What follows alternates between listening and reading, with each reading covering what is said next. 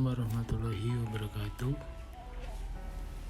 Perkenalkan, di sini saya Wahyu Setiawan akan mempresentasikan tentang dasar-dasar mikroprosesor. Model mikroprosesor adalah IC digital yang berbentuk kotak hitam yang mempunyai sejumlah saluran data, sejumlah saluran alamat, sejumlah saluran kontrol, dan saluran sumber daya. Suatu mikroprosesor ideal mempunyai N saluran masukan dan N saluran keluaran. Mikroprosesor suatu alat digital, maka hanya ada dua tingkatan tegangan yang dapat diterapkan pada saluran masukan. Kedua tegangan tersebut disebut logika kosong dan logika 1 yang dinyatakan dengan angka 2 digit yaitu 0 dan 1. Bus data digunakan untuk mengirim atau menerima data antara komponen sistem dengan mikroprosesor. Digunakan untuk mengirim atau menerima data antara komponen dengan sistem mikroprosesor. Ini adalah gambar bus data 2 arah.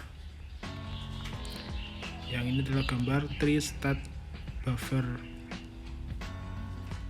Bus alamat. Suatu mikroprosesor ideal dianggap mempunyai memori dalam internal memori yang tidak terbatas, tetapi kenyataannya mikroprosesor mempunyai jumlah memori yang terbatas untuk menyimpan data dan program. Proses penyimpanan informasi dalam memori disebut penulisan memori, dan proses pengambilan informasi dari memori disebut pembacaan memori. Informasi atau data dapat disimpan dalam memori pada sejumlah lokasi memori. Setiap lokasi memori mengandung sebuah kata memori atau memory word.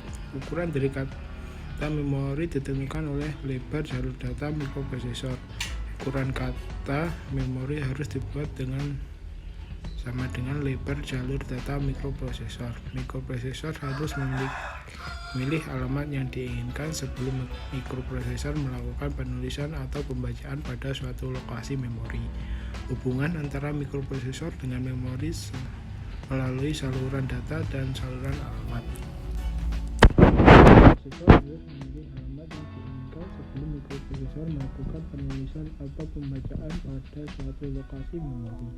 Hubungan antara mikroprosesor dengan memori melalui saluran data dan saluran alamat. Ini hubungan dan memori melalui bus data dan bus alamat. Bus kontrol. Mikroprosesor selain mempunyai saluran data dan saluran alamat, dilengkapi pula dengan saluran kontrol atau kontrol bus. Saluran kontrol dipergunakan untuk mensinkronkan cara kerja mikroprosesor dengan cara kerja komponen-komponen di luar mikroprosesor. Saluran kontrol dari setiap mikroprosesor akan berbeda-beda notasinya, artinya tidak sama.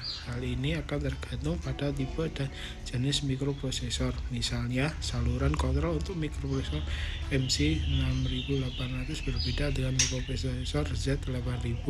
Demikian juga untuk mikroprosesor yang lainnya.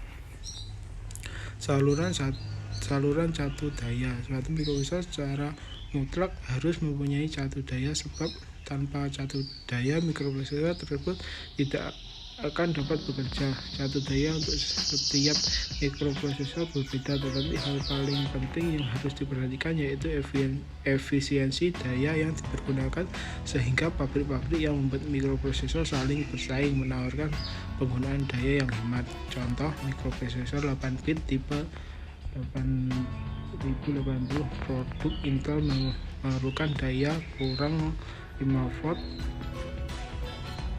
minus 5 volt dan plus 5 volt dan ground, sedangkan mikroprosesor Z80 memerlukan daya 5 volt dan ground. Oleh sebab itu, masalah penggunaan daya tergantung pada penggunaan mikroprosesor yang mana akan dipilih. Mungkin itu presentasi dari saya, ada kurang lebihnya saya mohon maaf. Wassalamualaikum warahmatullahi wabarakatuh.